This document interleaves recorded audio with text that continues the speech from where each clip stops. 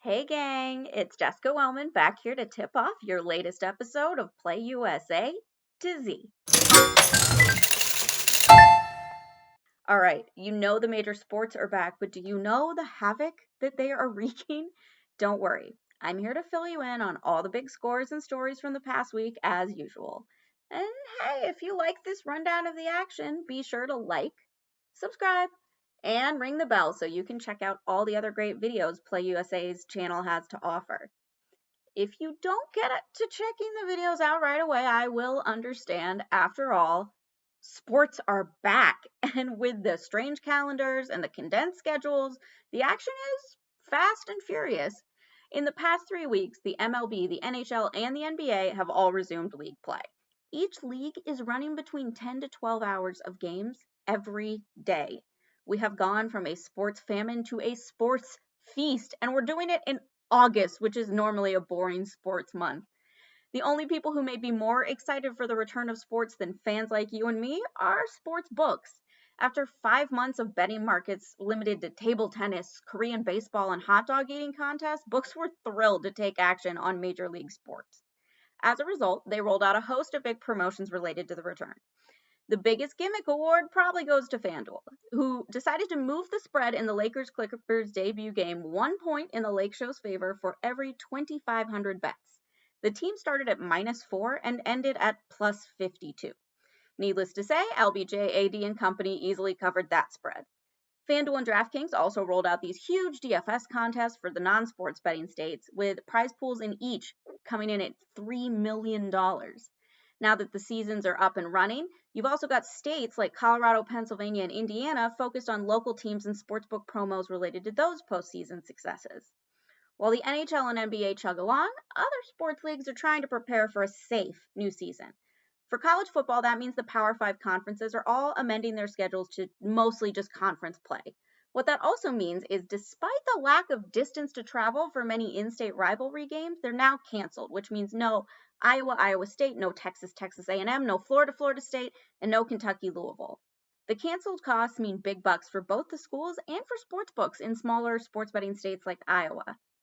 Another problem for sports books, if you haven't noticed, the return of baseball has been rife with unforced errors. With both the Marlins and the Cardinals managing qualified COVID-19 outbreaks, the schedule is in disarray, and Commissioner Rob Manfred is threatening that if teams don't get their acts together, he's going to cancel the entire season. Casino companies and sportsbooks certainly don't want to see sports go away, so they are going to be rooting for players to stop allegedly going to the casino before game day. I mean, guys, really? During the latest round of earnings calls reporting second quarter numbers last week, casinos did have a lot of bad news to report. For MGM, layoffs that began as temporary furloughs are becoming permanent at the end of the month for large portions of the entertainment and sports group. Meanwhile, last month, Boyd Gaming announced that 25% of its workforce, amounting to roughly 6,000 people, are going to be losing their jobs too. Unfortunately, the return of sports is just a drop in the bucket for these companies, and that's even only if the books have a good month. In fact, in June, Nevada sportsbooks actually lost a collected $480,000. It was the first losing month for Nevada sportsbooks in roughly 7 years. Sportsbooks are great, but what would be a bigger boost to dwindling revenues of these companies is online gambling of a different kind. New Jersey was one of the last states to reopen physical casinos, but thanks to the booming online casino business, they've been hit much less hard than other states. The same goes for Pennsylvania.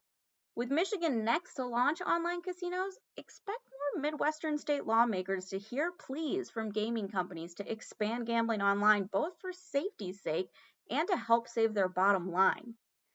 Now, one New Jersey woman is probably thrilled to sing the praises of online casinos these days. So she had a $2 spin on BetMGM Online Casino's Luck of the Jackpot game, and it resulted in a jackpot that certainly lives up to the name. The winner, identified only as Sherry W., banked a $3.2 million jackpot. It's the biggest jackpot in New Jersey online casino history. And to give you an idea just how big it was, the previous record jackpot was roughly half that amount. A big jackpot like that can certainly put things in perspective. It's also a refreshing change of pace that something's a record-setting high and not a record-setting low in the gambling business these days. With the casino layoffs and a global pandemic, casinos are reporting more and more record lows than record highs. Michigan can brag about a new record low starting Wednesday when the 3 Detroit casinos will finally reopen. While most states were content to reduce capacity to casinos to 50% or in some cases 25%, Michigan Governor Gretchen Whitmer actually decided to err on the side of extreme caution, allowing no more than 15% of the capacity of the casinos on property at a time. With so few people allowed on the premises, it may help with safety, but it isn't going to do much to help the bottom line. As casino layoffs have indicated, 50% capacity properties are actually still struggling to make ends meet. Cutting that number by more than 2/3 means Detroit casinos might reopen for now, but they won't be fiscally viable long term. Happier news. Which of you guys are Billions fans out there? You want me to lobby the elections board for you. Why would I do that for the people who chiseled us on the land deal surrounding the casino? So you know the character Janet Halftown? She caused quite the stir with the Cayuga tribal nation. You see, the Halftown character was presented as a member of the Cayuga tribe, and then that character accepted bribes to push through a mobile betting program. One of the bribes was a New York tribal casino. Doesn't help that one character also referred to the tribe as his casino Indians.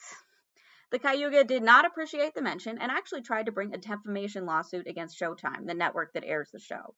The tribal nation argued that the show presented a negative portrayal of their group, advancing stereotypes and potentially impacting the tribe's 2 bingo halls in New York.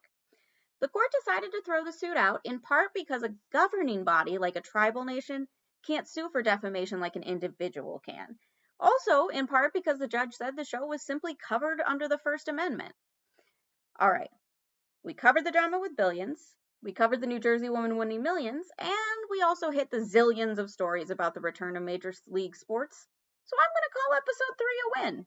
Don't forget, like, subscribe, and check out PlayUSA and its sister sites for more info on all the news we just ran down. In the meantime, I'll see you next time.